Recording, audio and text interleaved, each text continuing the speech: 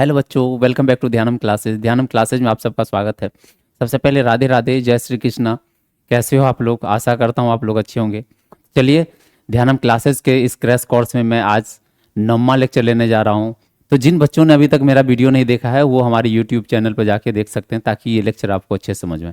तो चलिए, मैं आज का टॉपिक शुरू करने जा रहा हूँ। तो चलिए, मेरा नाम है रवि रंजन और आप देख रहे हैं ध्यानम क्लासेस। सबसे पहले मैंने पिछले क्लास में आप लोगों को सुक्रोज के बारे में पढ़ाया था, डी सुक्रोज के बारे में पढ़ाया था।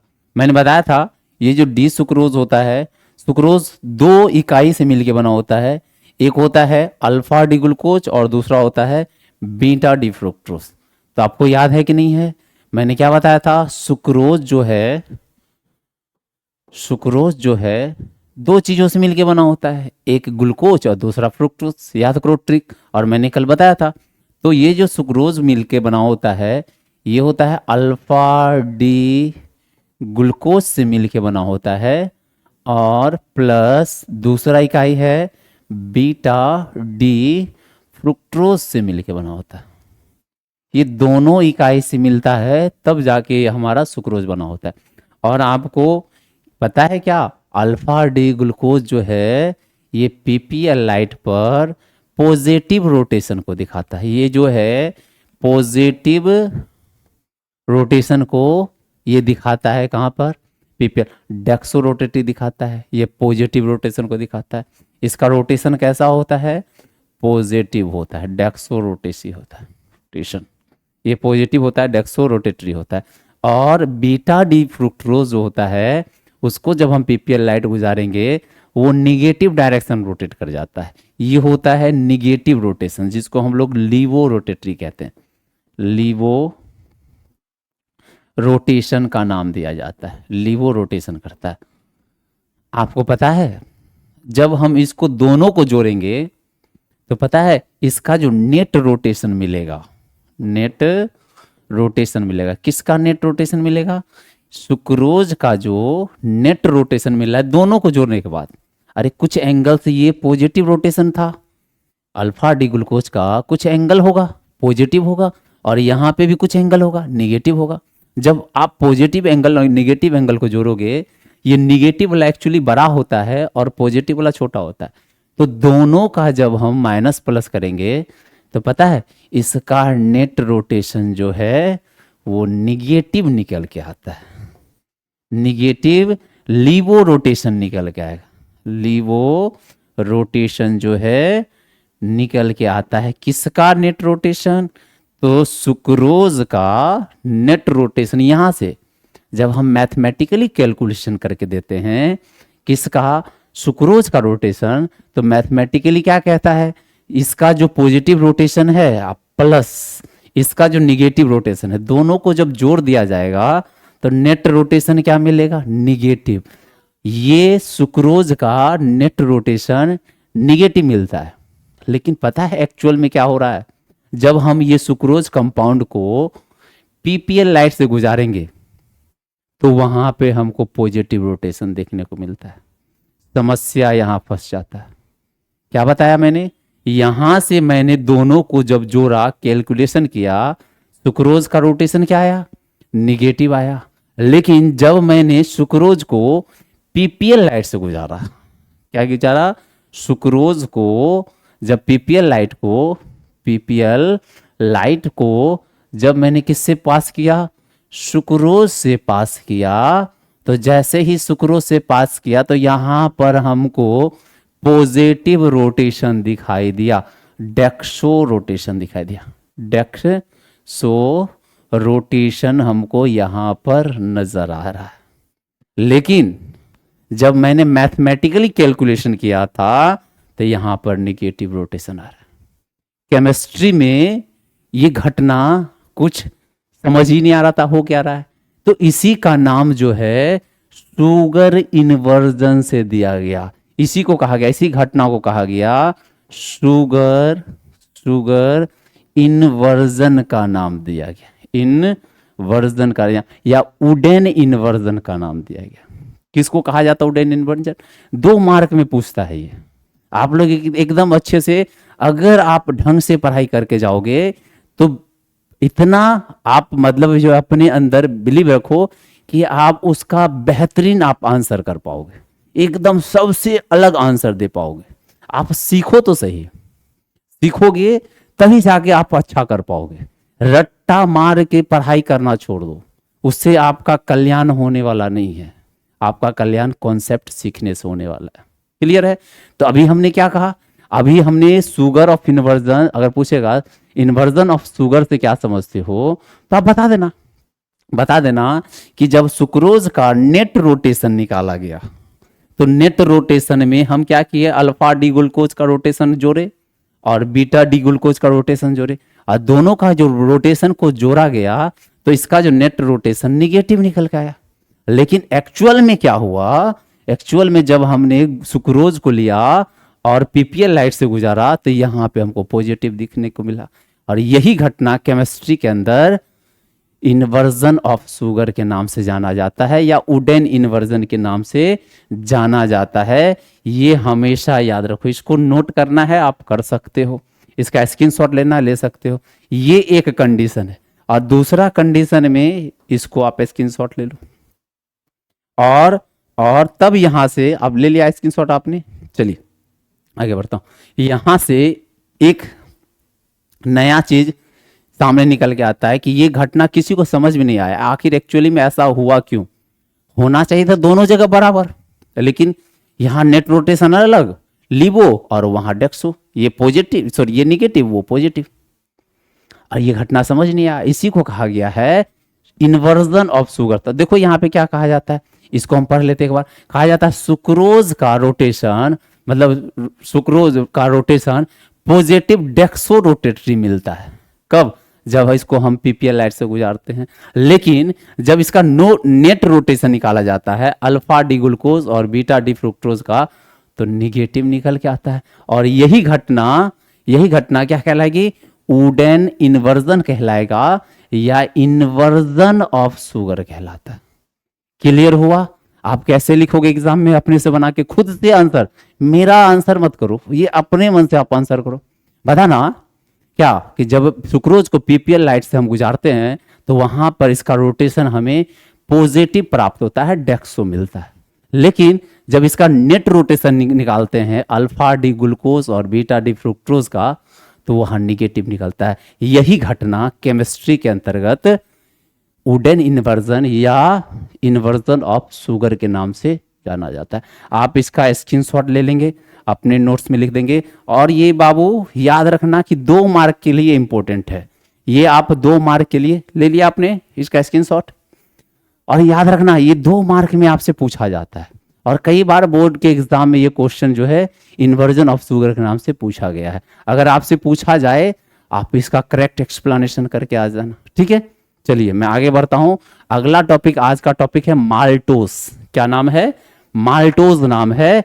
अब हम जानते हैं माल्टोज भी मतलब जो डाइसैकेराइड्स, डाइसैकेराइड्स मतलब ये दो मोनोसैकेराइड से मिलकर बना है। हम शुरुआत में ही मैंने इसका एग्जाम्पल बताया था, सुक्रोज का, माल्टोज का, लैक्टोज का, ये बताया था किन किन इकाइयों से मिलकर बना है। आप जाके पहला लेक्चर को देखो, आप अपने नोट्स को देखो, आपको वहां पे याद आएगा कि नहीं सर आपने ही बताया था। मेरी गलती है जो मैंने नहीं पढ़ा, जाके पढ़ो बेटा, इंतजार किसी का नहीं करना है, ठीक है। चलो आप यहाँ पे आप क्या जानते हो, माल्टोज, देखो माल्टोज, सुक्रोज और लैक्टोज ये तीनों ही शुगर है, और तीनों का फॉर्मूला सेम है।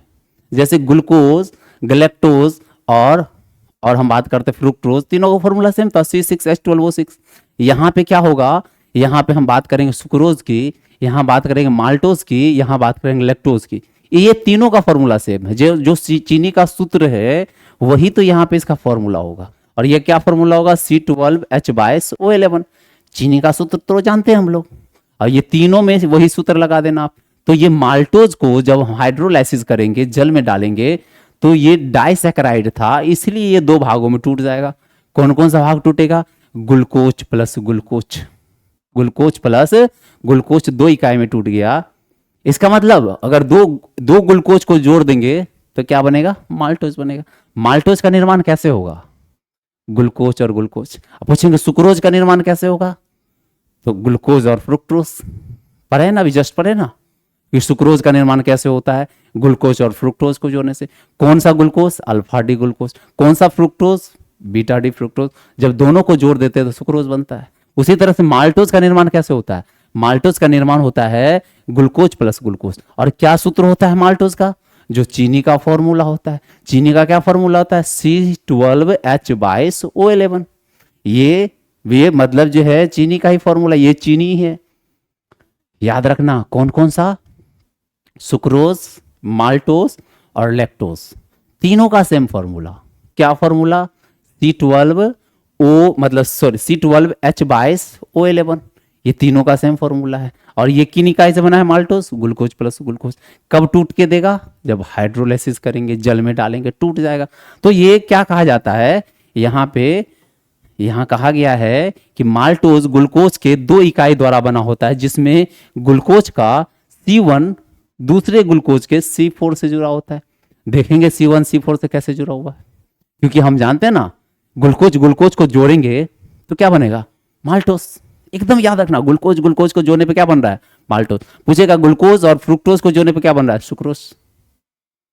क्लियर हो रहा है कि नहीं हो रहा है? यही बात तो हम समझा रहे हैं। ग्लूकोज को जोड़ेंगे, कहां कहां जुड़ेगा? जैसे ग्लूकोज और फ्रुक्टोज को जोड़े हुए थे तो वहां पे ग्लाइकोसाइडिक लिंकेज बना था कि नहीं बना था? यहां भी ग्लाइकोसाइडिक लिंकेज बनेगा। और ये ग्लाइकोसाइडिक लिंकेज कौन कौन से कार्बन के बीच बन रहा है? C1 और C4 के बीच में बनना है। इसलिए कहा जाता है जिसमें ग्लूकोज का C1 दूसरे ग्लूकोज के C4 से जुड़े होते हैं। तो आप इसका एक बार स्क्रीनशॉट लेना, फिर मैं दिखाऊंगा कैसे जुड़ता है।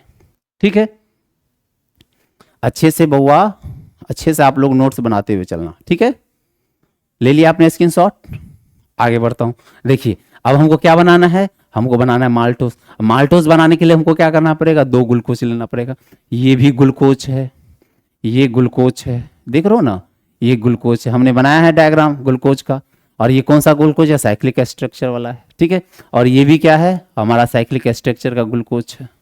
और ये दोनों को कब जुड़ना है? आप यहां पे देखो अच्छे से, आपको नजर आएगा ये 1 नंबर का कार्बन है, ये दूसरा है, ये तीसरा है, ये चौथा है, ये 5वां है और छठा ऊपर है। ये वाला दिखाई दे रहा है। और ये वाला आप देखो तो ये भी आपको वैसा ही नजर आएगा। ये 1 नंबर का ग्लूकोज है, ये दूसरा है, ये तीसरा है, यहाँ चौथा, ये 5वां और यहाँ छठा।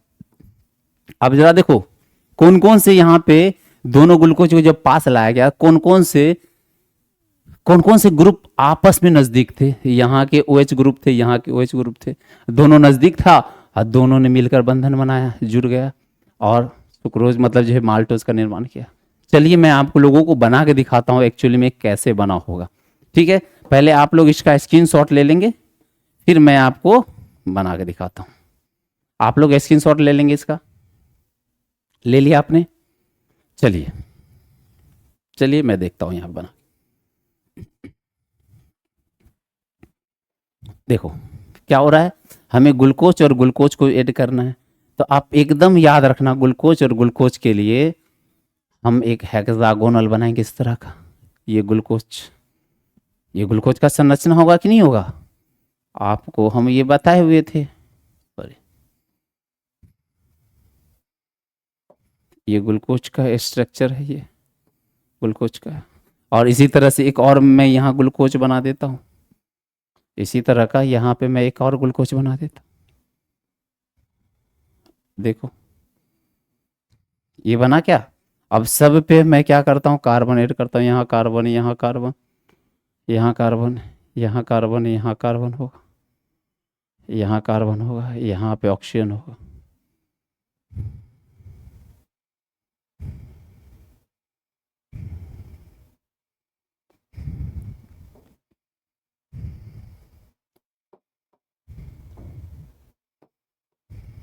देखो अब मैं क्या करता हूँ, सब पे कार्बन कार्बन, यहाँ कार्बन, यहाँ कार्बन, यहाँ कार्बन, यहाँ कार्बन और यहाँ oxygen. Carbon carbon carbon carbon carbon oxygen, यहाँ पे कार्बन CH2OH। याद करो यहाँ पे भी कार्बन CH2OH। ये छठवां कार्बन है, पहला कार्बन यहाँ, दूसरा कार्बन यहाँ, तीसरा कार्बन ये, चौथा कार्बन ये, पांचवा कार्बन ये, और छठवां कार्बन ये रहा। और वो तो ऑक्सीजन है। यहाँ पे क्या रहा, यहाँ पे पहला कार्बन, दूसरा कार्बन, ये तीसरा कार्बन, ये चौथा, ये पांचवा, और ये छठवां कार्बन। देखो अब यहाँ पे क्या करना है, हमको HOH जोड़ना है। तो यहाँ पे OH H, यहाँ पे क्या OH H, फिर यहाँ पर OH H, सब जगह वही जोड़ना है। यहाँ पे OH, यहाँ पे H, ठीक है, और यहाँ पे H जुड़ गया, ठीक है। अब यहाँ देखो सेम चीज, यहाँ पे हमको क्या करना है, HOH कर देना है, यहाँ पर OH H कर देना, यहाँ पर H, यहाँ OH कर देना, यहाँ पर OH, यहाँ पे H कर देना, और यहाँ पे H कर देना OH। देख लो अब यहाँ पे हमें क्या करना होगा यहाँ पे, अब यहाँ पे आप इस रिएक्शन को गौर करके देखना, ये रिएक्शन में आपको क्या नजर आ रहा है, यहाँ भी OH है और यहाँ भी OH। तो ये क्या करेगा, ये कहेगा भाई H तू मेरे साथ आ जा, ये OH दोनों आपस में नज़दीक हैं, ये OH और H क्या कहेगा, दोनों भाई मिलकर हम लोग क्या करते हैं, वाटर बनाते हैं और निकल जाते हैं, ये लोग को आपस में छोड़ देते। तो ये दोनों, यहाँ का हाइड्रोजन और यहाँ का OH ग्रुप जल, क्योंकि H2O बनाएगा। देखो ना यहाँ पे H दो हो गया, वाट मतलब ऑक्सीजन एक है, तो क्या बनाएगा H2O, और यहाँ पे जब भी OH को H मिलेगा वाटर बना के बाहर निकल जाएगा। तो ये वाटर बना के खुद को बाहर कर लेगा, ये वाटर के रूप में बाहर निकल जाता है। और जैसे बाहर निकलेगा तो ये दोनों बंधन आपस में जुड़ जाएंगे, और ये दोनों बंधन जुड़ेगा तो इस तरह का संरचना देखने को मिलेगा। इसको हम मिटा देते हैं, दोनों निकल गया है। अब ये दोनों ग्रुप से निकल गया है और यहाँ पे क्या बना है, लिंकेज बन के तैयार हो गया। यहाँ पे ये और ये आपस में दोनों जुड़ गए और यहाँ पे क्या बचा था, ऑक्सीजन था, ऑक्सीजन से जुड़ गए। तो बहुआ ये जो लिंकेज बना है इसी को कहा जाता है ग्लाइकोसाइडिक लिंकेज। ग्लाइकोसाइडिक लिंकेज का नाम दिया गया है। और ग्लाइकोसाइडिक लिंकेज कौन से कार्बन के बीच बना है, आप ये भी बात याद रखना, यहां पर चौथा नंबर का 4 नंबर का कार्बन था, चौथा नंबर का 4 कार्बन C1 कार्बन के बीच बना है। तो यहाँ पे बोलेंगे ग्लाइकोसाइडिक लिंकेज C1 और C4 के बीच बना। और ये दो, ये भी ग्लूकोज, ये भी ग्लूकोज, और दोनों ग्लूकोज मिलकर माल्टोज का निर्माण करता है। इसी को हम कहते हैं कंबाइंड रूप में माल्टोज। आप इसका एक बार स्क्रीनशॉट ले लेंगे और अपने नोटबुक में इसको उतार लेंगे। ले लिया आपने, आगे बढ़ूं क्या, चलिए आपने इसको भी समझ लिया, सेम चीज है, वही चीज को मैंने वहां समझाया। अब आगे बढ़ता हूं, आगे अब बात करता हूं लैक्टोज का। मैंने क्या कहा था, लैक्टोज, सुक्रोज और माल्टोज तीनों का फॉर्मूला क्या है, सेम है, एकदम अच्छे से याद रख लेना। इसका फॉर्मूला क्या है, तीनों का सेम है। कैसे सेम है, किसका किसका, सुक्रोज का, माल्टोज का और लैक्टोज का।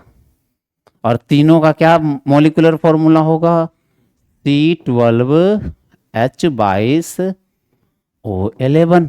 ये जो फॉर्मूला है ये किसका फॉर्मूला हो गया, ये फॉर्मूला है ये तीनों का। और तीनों शुगर है, ये तीनों क्या है, शुगर के नाम से जाना जाता है, सुक्रोज टेबल शुगर, जानते हैं कि नहीं जानते। तो ये याद रख लेना, ये तीनों को शुगर कहा जाता है, तीनों का सेम फॉर्मूला है।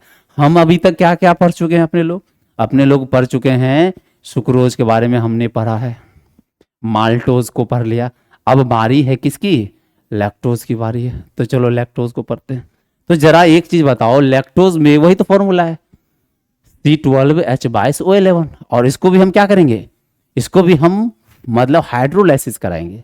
और हाइड्रोलाइसिस जैसे कराया, जल में दिया, ये दो अणुओं में टूटेगा, क्योंकि हम जानते हैं ये ग्लूकोज और ग्लैक्टोज से मिलकर बना है। और ग्लूकोज में कौन सा, बीटा डी ग्लूकोज और बीटा डी गैलेक्टोज। हम जानते हैं क्या, हम जानते हैं, शुरुआत में ही बताया, आप जाके पढ़ो देखो, वहां पे अगर नहीं मतलब वो आप वीडियो को वॉच करोगे तो आपको ये थोड़ा सा दिक्कत आएगा, सर कैसे जुड़ जाता है।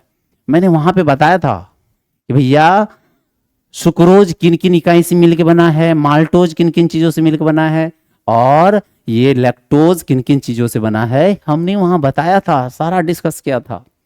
तो आप देखो ये जो है लैक्टोज ग्लूकोज और गैलेक्टोज से मिलके बना है। ग्लूकोज कौन सा ग्लूकोज, बीटा डी ग्लूकोज, और कौन सा गैलेक्टोज, बीटा डी गैलेक्टोज। अब जैसे हाइड्रोलाइसिस करेंगे दोनों में टूट जाएगा, कहानी खत्म। अब हम जानते हैं ये कौन सा शुगर है, मिल्क में पाया जाने वाला शुगर। जानते कि नहीं जानते, हम ये बेखूबी जानते हैं ये कौन सा शुगर है, मिल्क में पाया जाने वाला शुगर। जो मिल्क का मीठापन है ये लैक्टोज के कारण है, मैंने बताया था। अब देखो क्या होता है, लैक्टोज यहां बताया बीटा डी ग्लूकोज तथा बीटा डी गैलेक्टोज से मिलकर बना होता है। हम जान रहे हैं बीटा डी ग्लूकोज और बीटा डी गैलेक्टोज को जब जोड़ेंगे तो लैक्टोज बन के तैयार होगा। अब कहा जाता है बीटा डी गैलेक्टोज का C1, बीटा डी गैलेक्टोज का बीटा डी गैलेक्टोज का C1 तथा बीटा डी ग्लूकोज का C4 दोनों जुड़ेगा तब जाके लैक्टोज का निर्माण होगा। कौन कौन सा, बीटा डी गैलेक्टोज का C1 और ग्लूकोज का C4 जब आपस में बंधन बना लेगा तब जाके बनेगा। कौन सा बंधन बनेगा जरा बताना, याद है, दोनों के बीच ऑक्सीजन वाला बॉन्ड बनेगा और उसी बॉन्ड का नाम क्या है, ग्लाइकोसाइडिक लिंकेज।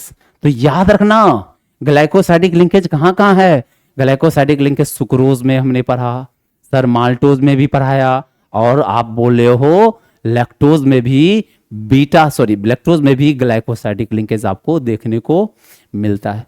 क्लियर हो रहा है कि नहीं हो रहा है, एकदम आसान है बउआ। अगर आप थोड़ा थोड़ा अच्छे से पढ़ाई कर लोगे तो आपसे कहीं से भी कैसा भी सवाल पूछे आप आंसर ना कर पाओ, ऐसा हो ही नहीं सकता है। बता देना कि आपने बेस्ट रूप से पढ़ाई किया है। क्लियर हो रहा है, चलिए आप इसका एक बार स्क्रीनशॉट ले लेंगे फिर मैं आगे बढ़ूं। स्क्रीनशॉट आप लोग ले लीजिए लैक्टोज का, ठीक है, आगे बढ़ता हूं। अच्छा ये डायग्राम आप देखो, ये डायग्राम किसका है, ये गैलेक्टोज का है और ये ग्लूकोज का है। अब देखो ना सेम स्ट्रक्चर है, कोई ज्यादा फर्क नहीं है।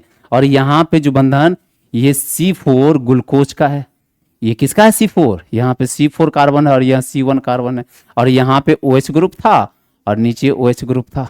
यहाँ का हाइड्रोजन यहाँ के OH ग्रुप को लेके बाहर निकला, देखो यहाँ लेके बाहर निकल जाएगा, और जैसे ये बाहर निकलेगा किस रूप में निकलेगा, वाटर के रूप में स्पिल हो जाएगा, बाहर निकल जाएगा।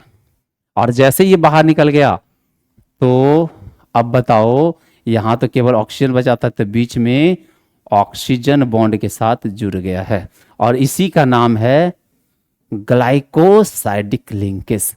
ग्लाइकोसाइडिक लिंकेज का नाम दिया जाता है। और ये लिंकेज किन किन कार्बन के बीच में है, C1, किसका C1, तो सर गैलेक्टोज का C1, और किसके किसके बीच में है, C1 हो गया, C1 हो गया, और दूसरा किसके बीच में है, C4, किसका C4, ग्लूकोज का C4, और ये दोनों मिला तो C1 C4 लिंकेज, और ये कौन सा है, ग्लाइकोसाइडिक लिंकेज।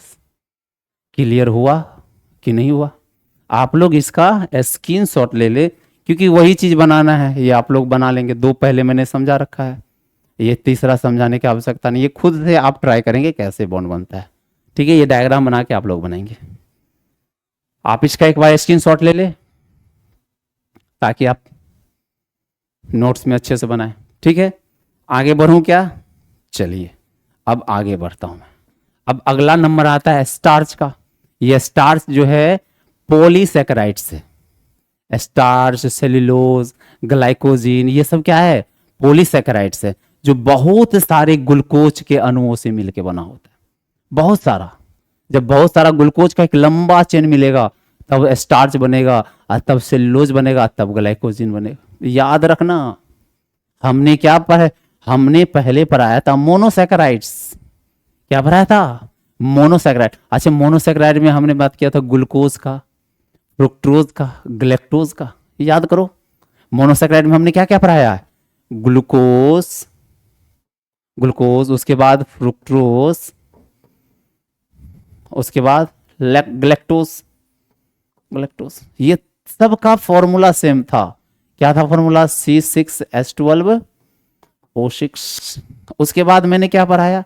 उसके बाद मैंने ये पढ़ाया, उसके बाद मैंने ये पढ़ाया सुक्रोज, सुक्रोज के बाद माल्टोज, फिर मैंने पढ़ाया लैक्टोज। ये तीनों का भी फॉर्मूला सेम। इसका क्या फॉर्मूला है? C12H22O11। तीनों का सेम फॉर्मूला है।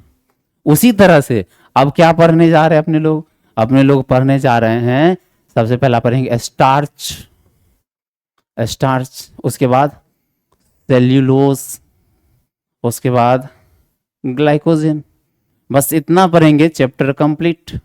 और ये किससे बना है? ये बहुत सारे ग्लूकोज से मिलकर बना है, बहुत सारे ग्लूकोज के अणु से मिलकर बना है ग्लूकोज। या बोलेगा सर कितने संख्या में? तो n संख्या, वहां पे आप काउंट नहीं कर पाओगे, तो इसीलिए हम बोल देते हैं n संख्या। तो बहुत सारे ग्लूकोज से, ये आप याद रखना, ये आप याद रखना, ताकि आप रिवीजन जो है आप तुरंत कर लो कि क्या क्या हम लोगों को पढ़ना है।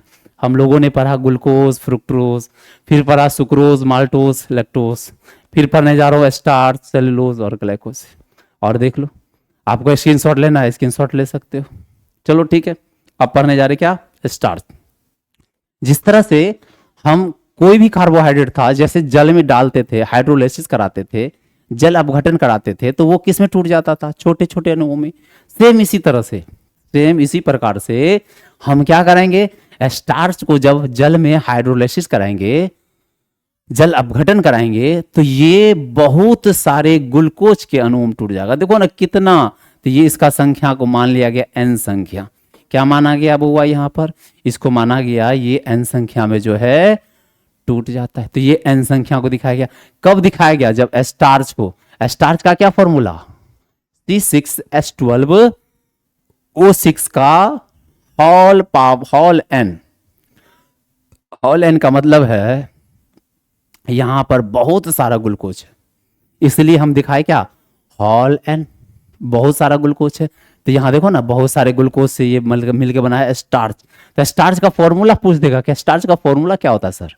तो स्टार्च का फॉर्मूला लिख देना C6H12O6, क्योंकि ये ग्लूकोज से मिलकर बना है। और कितना ग्लूकोज? पावर में नीचे n कर देना, तो समझ में। अच्छा, ये बहुत सारे n ग्लूकोज से मिलकर बना होता है, लिखने का तरीका है। अब ये n ग्लूकोज से मिलकर बना है, और वाटर में, जल में जैसे अपघटन कराए तो ये n संख्या में भी बिखर जाएगा, क्योंकि n संख्या से मिलकर बना है, तो n संख्या में भी टूट जाएगा और बहुत सारा ग्लूकोज हमें मिलेगा। तो वही कहा जाता है पौधे द्वारा संचित भोज्य पदार्थ मुख्यतः स्टार्च होते हैं। मैंने पहले भी बताया था कि पेड़ पौधा जो भोजन बनाता है, जो एक्स्ट्रा भोजन वो पेड़ पौधा के पास बचता है, वही भोजन को पेड़ पौधा स्टार्च के रूप में सेव कर लेता है। इसलिए कहा गया था store food of the plant. मैंने लिखाया था ये बात, क्या पेड़ पौधा का स्टोर फूड क्या होता है? स्टार्च होता है। कई बार कोई मतलब ऑल ओवर इंडिया में जितने भी रेलवे, एसएससी, जनरल कॉम्पिटिशन के एग्जाम है, उसमें भी ये क्वेश्चन पूछा गया है, पेड़ पौधा का संरक्षित भोजन क्या है, स्टोर फूड क्या है? तो आप बता देना, पेड़ पौधा का स्टोर फूड स्टार्च है। क्यों स्टार्च है? क्योंकि जो पेड़ पौधा कार्बोहाइड्रेट को बनाता है, ग्लूकोज को बनाता है, उसको जमा कर लेता है। और जमा किस रूप में करता है? स्टार्च रूप में। कहां कहां जमा करता है? फलों में, पत्तियों में, अपने तनाव में, जड़ों में, जहां जहां से मतलब जो है जितने भाग हैं पेड़ पौधा, सब जगह वो जमा कर लेता है। और उन्हीं भागों को हम लोग, आप लोग खाते हैं, तो हमारे आपके शरीर में कार्बोहाइड्रेट मिलता है। ये बात जानते थे आप?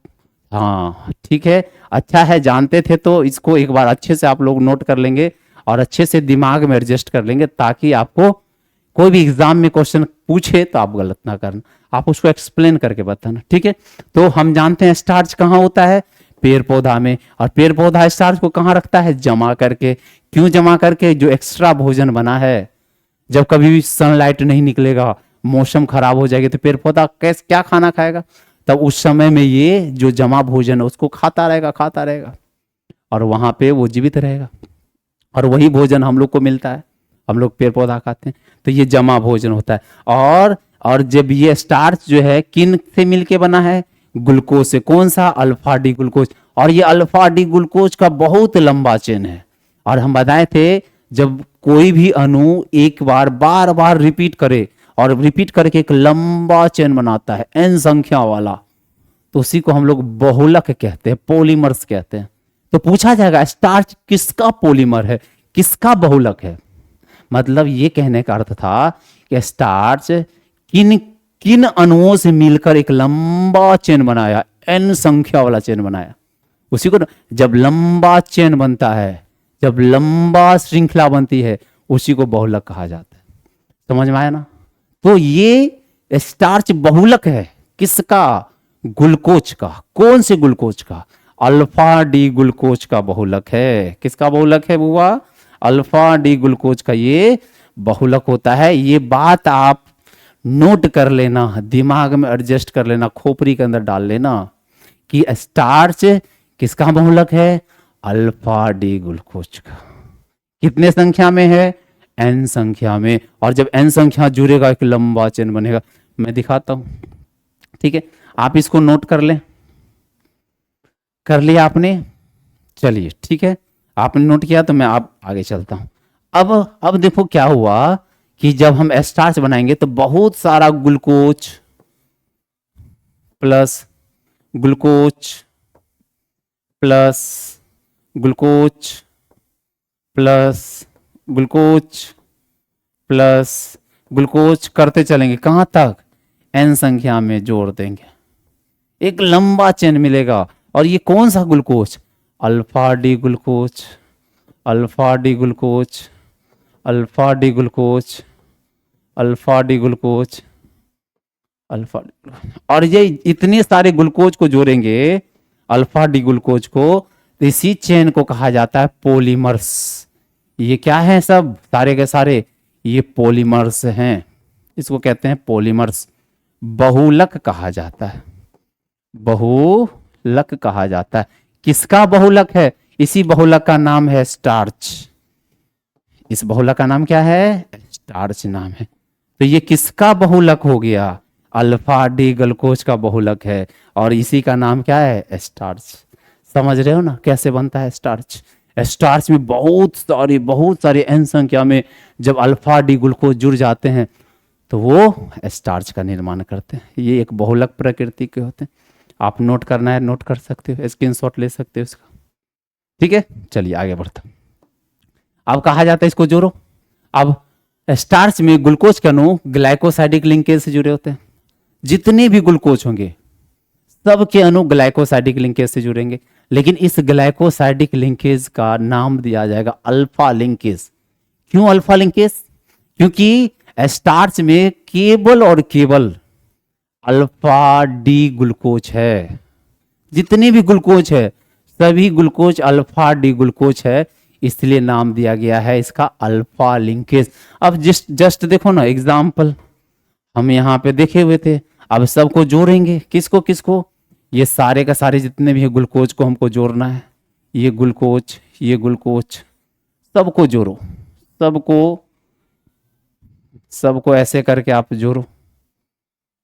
देखो ये सब का सब ग्लूकोज है, ये सब का सब ग्लूकोज, और ऐसे करके एन संख्या में जुड़ेगा, बहुत सारा बनता रहेगा। आप जब देखो ना कौन कौन सा कार्बन, यहाँ का C4 कार्बन और यहाँ का C1 कार्बन, ये दोनों के बीच में बंधन बनेगा ऑक्सीजन से। यहाँ का कार्बन, यहाँ का कार्बन, ये कार्बन C1 हो जाएगा, ये C4 हो जाएगा, ये भी जुटेगा ऑक्सीजन बंधन से। तब तो ये ग्लूकोज है। ये क्या है बुआ? ग्लूकोज है, सारा का सारा ग्लूकोज है ये। आप जितने भी देख रहे हो ना, ये ग्लूकोज, ये ग्लूकोज, ये ग्लूकोज, ये ग्लूकोज, ठीक है?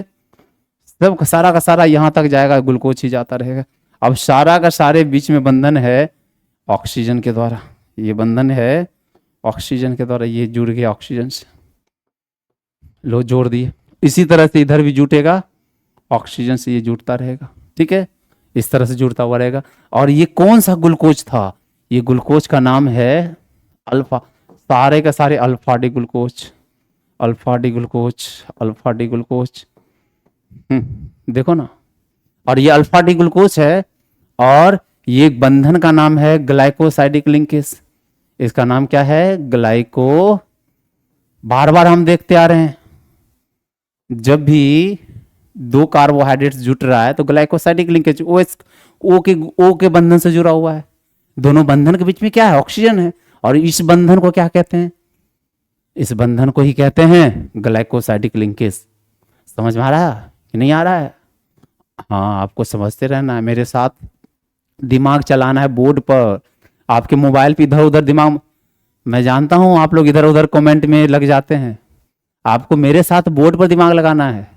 बउआ गायब हो जाओगे नहीं तो ऐसे एग्जाम से बाहर हो जाओगे, ठीक है? आपको रेस में बने रहना है, दौड़ में बने रहना है। आप घोड़ा हो, घोड़ा, रेस के घोड़ा, जो जितना दौड़ा वो ही विजेता बने। जो नहीं दौड़ेगा कहां से विजेता बनेगा? रेस में आगे रहो। और मैं क्या हूं? जॉकी, जो आप लोगों को कोरा मार मार के रेस में दौड़ाऊंगा, ठीक है? चलो, अच्छा बात, ये समझ में आ गया ना आपको? चलिए ठीक है। तो ये क्या हो रहा है? ये लिंकेज है। और ये ग्लाइकोसाइडिक लिंकेज किस किस कार्बन के बीच बना है? बोलेगा सर C1 और C4 के बीच बना है। और पता है बुआ, इस ग्लाइकोसाइडिक लिंकेज का जो नाम दिया जाता है, इसी का नाम होता है क्या? Alpha linkage. इसको कहते हैं हम लोग अल्फा लिंकेज। क्यों अल्फा लिंकेज? जरा आप सोच के बताओ, इसको अल्फा लिंकेज क्यों कहा जाता है? क्योंकि alpha glucose alpha glucose alpha glucose से मिलके बना है। अल्फा, देखो ना, जितने भी ग्लूकोज है अल्फा डी ग्लूकोज है। और इसलिए अल्फा डी ग्लूकोज के बीच में जब दो अल्फा डी ग्लूकोज जुड़ता है, जब बहुत सारे अल्फा डी ग्लूकोज आपस में जुड़ेंगे, तो उसके में जो बंधन होगा ग्लाइकोसाइडिक होता है, मानते हैं ग्लाइकोसाइडिक लिंकेज, लेकिन उसका नाम रख देंगे अल्फा लिंकेज। बोलेगा सर अल्फा नाम रखने का क्या जरूरत था? ग्लाइकोसाइडिक ही बोलते तो अच्छा रहता, एक आप नया टर्म दे देते हैं। नहीं बउआ, जब हम सेलुलोज पढ़ेंगे तो वहां आपको कंफ्यूजन ना हो, क्योंकि वहां बीटा डी लिंक, मतलब जो बीटा लिंकेज मिलेगा, क्योंकि वहां बीटा डी ग्लूकोज से मिलकर बना होता। समझ में आया? आप स्क्रीनशॉट ले लें, ठीक है? आप इसके डायग्राम को बना लेंगे यहाँ पे। अब देखो सेम डायग्राम आपका, अल्फा लिंकेज कौन कौन से कार्बन? C1 C4। और ये कौन सा ग्लूकोज है? Alpha D. और ये मिलेगा तो क्या बनेगा? स्टार्च। अच्छा, आपको पता है स्टार्च बनने में क्या क्या जरूरत है? हम जानते हैं स्टार्च में ग्लूकोज के अणु ग्लाइकोसाइडिक बॉन्ड, और उसको अल्फा लिंकेज कहते हैं। ग्लाइकोसाइडिक बॉन्ड अल्फा लिंकेज के द्वारा जुड़े होते हैं। और स्टार्च में बनाने के लिए दो चीजों की आवश्यकता होती है। स्टार्च को बनाने के लिए दो चीजों की आवश्यकता है। एक है 20% एमाइलोज और 80% एमाइलोपेक्टिन। जब दोनों मिलता है तो स्टार्च बनता है। ये भी क्वेश्चन कई ऑब्जेक्टिव में पूछ सकता है आपसे कि ये स्टार्च में क्या क्या मतलब जो है, क्या क्या मतलब जो है कंपोनेंट होते हैं, कौन कौन इकाई से स्टार्च। वो इसमें याद रखना, स्टार्च को बनाने के लिए 20% एमाइलोज और 80% एमाइलोपेक्टिन की आवश्यकता होती है। ये याद रख लेना, थोड़ा सा याद रखने में क्या जाता है। तो ये बात है, आप इसका स्क्रीनशॉट ले लेंगे। ले लिया आपने? चलिए अब आगे बढ़ता हूं, ये खत्म कहानी है। अब आते हैं सेल्यूलोज पे। हम क्या बताए थे? सेल्यूलोज भी किससे मिलकर बना है? ग्लूकोज से। और यहां कौन सा ग्लूकोज? यहां बीटा डी ग्लूकोज। जितने भी ग्लूकोज मिलेंगे बीटा डी ग्लूकोज वाले होंगे। वहां पे स्टार्च के पास अल्फा था, अल्फा डी ग्लूकोज था, यहां पे बीटा। और बाद बाकी सब कुछ सेम है, सब कुछ सेम है बउआ, और कुछ भी अंतर नहीं है। आप यहां पे पूछेंगे बेटा ये कौन से लिंकेज के द्वारा जुड़ा है? बोलोगे सर ग्लाइकोसाइडिक लिंकेज। पूछेंगे ग्लाइकोसाइडिक में कौन सा लिंकेज नाम दिया जाता है? इसका बीटा लिंकेज कहा जाता है। क्यों? क्योंकि यहां जितने भी ग्लूकोज है बीटा लिंकेज वाले हैं, बीटा ग्लूकोज वाले हैं, इसलिए बीटा लिंकेज का नाम दिया गया। क्लियर हो रहा है? अब यहां पे डायग्राम देख लो। अब कहा जाता है इसको जब हम जल में हाइड्रोलाइसिस करेंगे, किसका? सेल्यूलोज का। ये सेल्यूलोज है, सेल्यूलोज का क्या फॉर्मूला है? सेल्यूलोज का फॉर्मूला है C6H12O6 का पावर क्या? Whole power n। और इसको हाइड्रो मतलब जो है जल में जैसे ही हाइड्रोलाइसिस कराएंगे, ये बहुत सारा n संख्या में C6H12O6 दे देगा, बहुत सारा ग्लूकोज दे देगा n संख्या में। और जब इसको आपस में जोड़ता हूं तो बउआ ये सेम जुड़ेगा। कैसे कैसे जुड़ने वाला है, यहीं पे जोड़ के बताता हूं। यहां पे हम बहुत सारा क्या बनाएंगे, यहां पे बहुत सारा मैं बीटा डी ग्लूकोज बनाने जा रहा हूं, बहुत सारा n संख्या में, ये सारा का सारा। और इस तरह से बनता हुआ चलेगा। आप याद रखना इस डायग्राम को। अच्छा, यहाँ पे जो होगा एक OH ग्रुप नीचे होगा और यहाँ पे OH ग्रुप जो है ऊपर होगा, ये OH ग्रुप नीचे। यहाँ पे ये दोनों, यहाँ का हाइड्रोजन और यहाँ का OH दोनों आपस में जुड़ जाएगा और यहाँ से बंधन बना लेगा। तो यहाँ जो बॉन्ड बनने वाला है मैं बना के दिखाता हूँ, आप एक बार दोनों को लिखना और जोड़ के देखना। यहाँ पे जो है ये ऑक्सीजन, यहाँ भी क्या होगा, ये ऑक्सीजन से जुड़ा रहेगा। यहाँ भी सेम कहानी, ऑक्सीजन से यहाँ से जुड़ जाएगा। इस तरह से आपस में जुड़ा रहेगा। एक्चुअली में ये बीटा डी ग्लूकोज है, ये भी बीटा डी ग्लूकोज है और ये भी बीटा डी ग्लूकोज है, बीटा डी ग्लूकोज है और आगे भी बीटा डी ग्लूकोज होगा। ठीक है, और ये जो बंधन बना है इसी बंधन का नाम है ग्लाइकोसाइडिक लिंकेज, ग्लाइकोसाइडिक लिंकेज। और ये इस लिंकेज का नाम दिया गया बीटा लिंकेज। अब बताओ क्यों बीटा लिंकेज? बहुत अच्छा बोलोगे सर, ये बीटा डी ग्लूकोज से मिलके बना है और इसको जोड़ने वाला जो ग्लाइकोसाइडिक लिंकेज है उसका नाम हम बीटा लिंकेज भी कह सकते हैं। जैसे मैंने अल्फा लिंकेज कहा था स्टार्च में, यहाँ पे मैं बीटा लिंकेज कह सकता हूँ क्योंकि बीटा डी ग्लूकोज से मिलकर बना है। क्लियर हो गया? आप इसका डायग्राम का स्क्रीनशॉट ले सकते हैं। ले लिया आपने स्क्रीनशॉट? चलिए अब आगे चलता हूँ। अब ये भी बात वही है। अब देखो ना, अब ये जो हमारे पास सेल्यूलोज होता है, ये सेल्यूलोज दुनिया में कहाँ पाया जाता है, कहाँ बनता है? प्लांट बनाता है। बोलेगा सर क्यों प्लांट बनाता है? क्योंकि सेल्यूलोज जो है वो प्लांट सेल वाल का निर्माण करता है। जो मतलब जो है पेड़ पौधे की कोशिका भित्ति होती है, दीवार जो होता है वो सेल्यूलोज का ही बना होता है। उसमें सबसे ज्यादा मतलब जो है मात्रा में सेल्यूलोज ही है, सेल्यूलोज है, पेक्टिन है, बहुत सारे कंपाउंड से मिलकर ये मतलब जो सेल वाल बनता है, जिसमें सबसे ज्यादा मात्रा है सेल्यूलोज की। तो याद रख लेना, दुनिया में सेल्यूलोज केवल प्लांट बनाते हैं, केवल प्लांट, एनिमल नहीं बनाता है कुछ एक एनिमल जो एक्सेप्शन में है जो सेल्यूलोज का उत्पादन करता है, लेकिन वो चीज अभी नहीं जा रहा हूं, वो बायोलॉजी का चीज हो गया। आप बस इतना याद रख लेना, दुनिया में सेल्यूलोज कहाँ बनता है? पेड़ पौधे में। और मैंने बताया था पेड़ पौधे का क्या, कौन से भाग का निर्माण करता है? उसका सेल वाल, कोशिका भित्ति का निर्माण करता है। और पता है ये जो हम लोग कपड़े पहनते हैं ये भी सेल्यूलोज की रेशे से बना हुआ है, और ये सेल्यूलोज के फाइबर जब मिलते हैं तो रेशा धागा बनता है और उसी धागा से हमारा आपका वस्त्र बनता है। कितना अमेजिंग चीज है। तो जब कभी भी आप बोलोगे सर ये कैसा होता होगा, तो आप एक पत्ता, साधारण सा किसी भी पेड़ पौधे का पत्ता चबाना और हल्का हल्का चबाना और देखना चबाते चबाते चबाते मुंह में जो अंतिम में बचेगा कुछ रेशा जैसा मुंह में रह जाता है, वही रेशा सेल्यूलोज है। और पता है आपको एक खास बात, दुनिया में एनिमल सेल्यूलोज का पाचन कर लेता है, केवल मानव को छोड़कर। ह्यूमंस के अंदर सेल्यूलोज नहीं पचता है। सेल्यूलोज गाय, जितने भी शाकाहारी जानवर है उसका वो पाचन कर लेते हैं, लेकिन ह्यूमंस नहीं करता है। अच्छा पूछोगे सर क्यों नहीं करता ह्यूमंस? पहले के ह्यूमंस क्या करते थे? जब हम लोगों ने जब मतलब जो है खाना खेती करना सीख लिया, कृषि का खोज कर लिया, तब मानव ने ये पेड़ पौधा खाना छोड़ दिया, तब तो हम मतलब अनाज और फल पे आ गए। और धीरे धीरे कई हजारों साल बीत गए, हम लोगों ने खाया ही नहीं। तो जो हमारे अंदर पचाने वाला एंजाइम बनता था, कहाँ बनता था? अपेंडिक्स में। वो काम करना बंद कर दिया और सक्रिय हो गया, इनएक्टिव हो गया। अब कितना भी हम लोग खा ले, वो काम ही नहीं कर रहा है, तो हम लोग के अंदर नहीं पचता है। तो पढ़े, आप लोग पढ़े होंगे, अपेंडिक्स हम लोगों के अंदर क्या है? हम लोगों के अंदर बेकार वेस्टिग्युअल ऑर्गन है, बेकार अंग है। क्यों बेकार हो गया? क्योंकि पहले वो हम सेल्यूलोज के पाचन के लिए जिम्मेदार था। क्यों छोड़ दिया? क्योंकि हम लोगों ने बहुत दिनों से खाना छोड़ दिया, जिसके वजह से वो काम करना भी छोड़ दिया। अब जो है परमानेंट खराब हो गया वो। तो याद रखना, मानव दुनिया में सेल्यूलोज का पाचन नहीं करता है।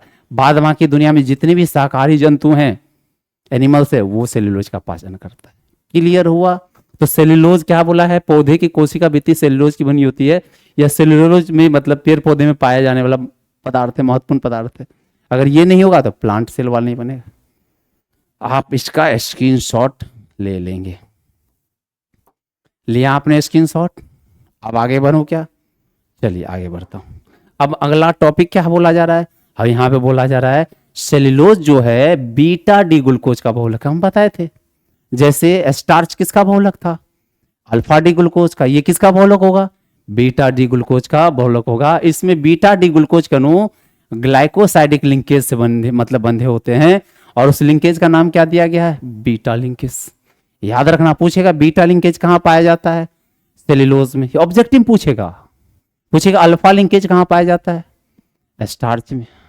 क्लियर हो गया? अब पूछेगा अल्फा बीटा दोनों कहाँ पाया जाता है? ग्लाइकोजिन में। देखेंगे वहां दोनों पाया जा रहा है, ये याद रखना। अच्छा, अगला टॉपिक अपना है ग्लाइकोजिन। क्या है? ग्लाइकोजिन। अच्छा, ग्लाइकोजिन क्या होता है? ग्लाइकोजिन भी कार्बोहाइड्रेट का मतलब वो संचित रूप है, स्टोर फूड है। लेकिन अब कहाँ पे स्टोर फूड है? हमारे आपके अंदर।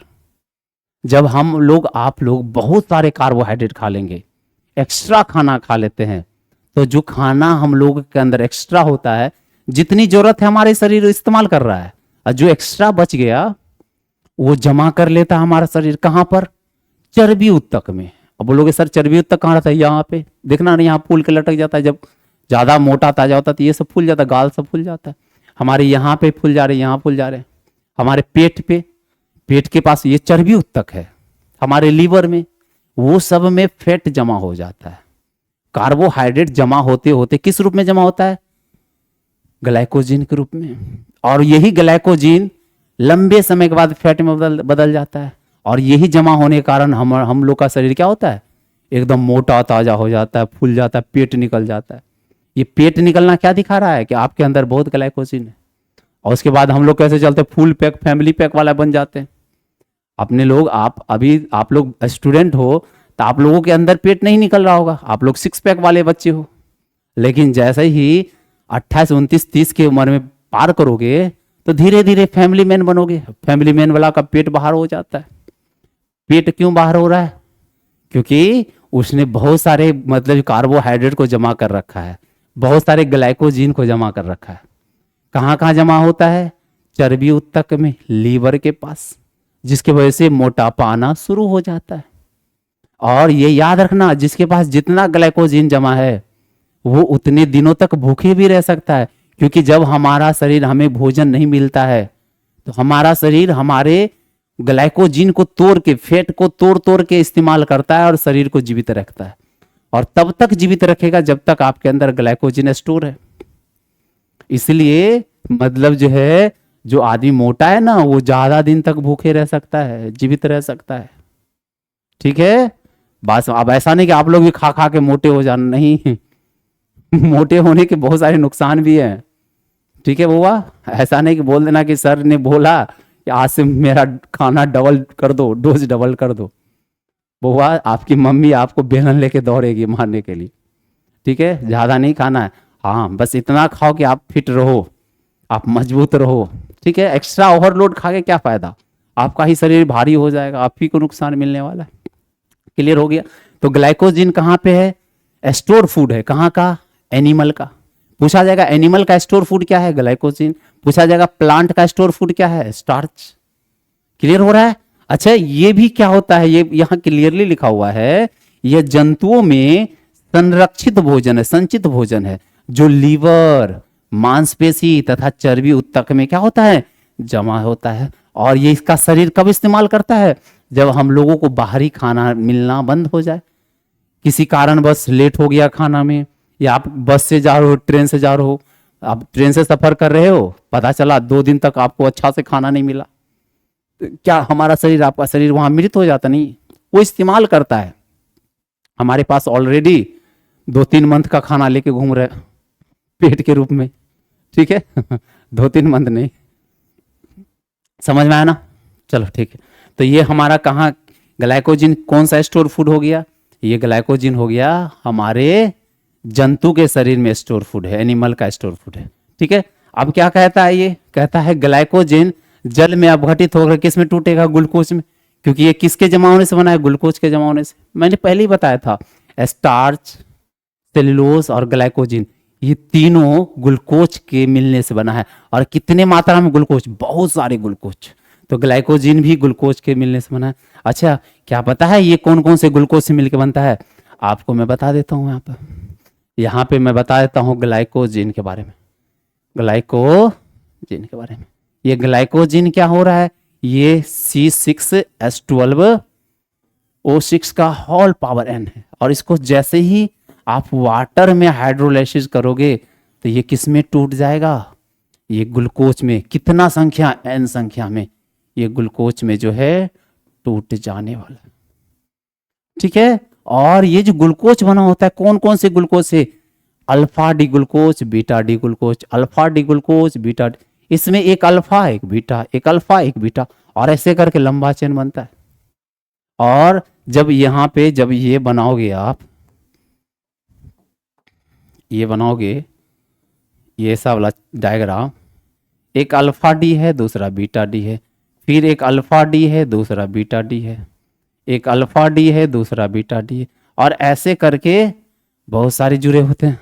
एक का नाम अल्फा डी ग्लूकोज और दूसरे का नाम beta D glucose, beta D glucose, फिर अल्फा डी ग्लूकोज, फिर beta D glucose, beta D glucose, इस तरह से जुड़े रहेंगे। और ये सब जो है आपस में क्या होता है, ये बंधन के द्वारा जो आपस में बंध जाते हैं, बंध जाते हैं।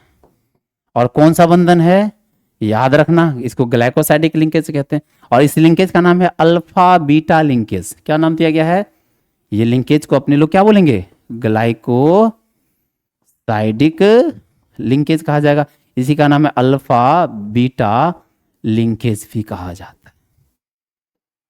समझ में आया कि नहीं आया, ये सब अल्फा बीटा लिंकेज। आप स्क्रीनशॉट लेना चाहते हो ले लो इसको, ताकि आप लोगों को समझ में। क्लियर हो गया? चलिए, अब जो है बायोमोलिकुल्स का एक टॉपिक कार्बोहाइड्रेट समाप्त हो गया। अब अपने लोग प्रोटीन पढ़ेंगे, अब प्रोटीन पढ़ने के बाद न्यूक्लिक एसिड पढ़ेंगे, और उसके बाद विटामिन पढ़ेंगे, चैप्टर खत्म। मुश्किल से 2-3-4 लेक्चर और लगेगा, 4-5 लेक्चर और लगेंगे, ये चैप्टर, ये टॉपिक खत्म हो जाएगा, ठीक है। तब तक आप लोग इसको नोट्स के रूप में अच्छे से बना ले और खूब मेहनत करें, ठीक है।